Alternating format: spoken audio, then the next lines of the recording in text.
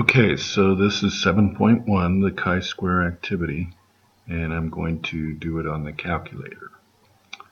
So let's go to second matrix, and I'm going to edit the matrix. So in A, matrix A, I'm going to make that a 2 by 2 matrix. Let me get the data real quick that you sent. And for girls and boys it was 12, 8, 15, and 5. Okay, so 12, 8, 15, and 5. So 12, enter, 8, 15, and 5. There. So these are my observed values. Okay, so I'll quit that. And then I want to make my matrix for the expected values. Okay, so it's also going to be, whoops, I don't want matrix A. I have to get a different matrix. Let's go to matrix B. There. So matrix B will be also a 2 by 2 matrix.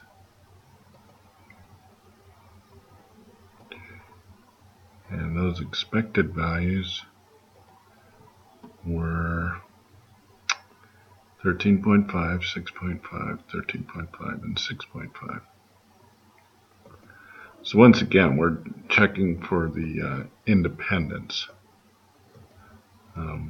It's kind of a weird concept, because we're actually not checking to see if boys and girls prefer blue or pink.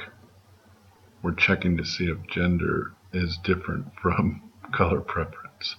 And so that may have sounded like I said the same thing, but if you think about it, the expected values would just be 10, 10, 10, 10 if it was strictly half and half. So we're not checking that. We're checking to see if they're independent of each other.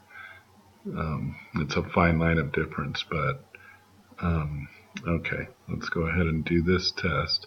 So I've got matrix B with my expected values, and let's go to stat tests, and we'll use the chi-square test. So it's this one right here. This is the goodness of fit test, but we're using the chi-square test for independence. And if you do it the other way around, it'd be a test for homogeneity, but we'll call this a test for independence. Okay, and so A was my observed values, B was my expected values. I guess we're going to be in color blue, and then we're going to calculate. And let's see. Okay, so 1.025, which I think I got 1.024 or something when I did it manually, and 31%. So, and that's at degrees. So 0.31, it sure doesn't seem very significant. So I would reject the null hypothesis. So basically, the numbers you had there were pretty much all the same, except for your final conclusion. And I wasn't sure what, but I'm thinking like, 0.05 level of significance. I mean, 31% of the time, that just isn't very significant. And when I looked on the table, I saw that it looked like it was anywhere from about 50 to 10%. So anyways, that's how you would do it on the calculator. I hope that helps.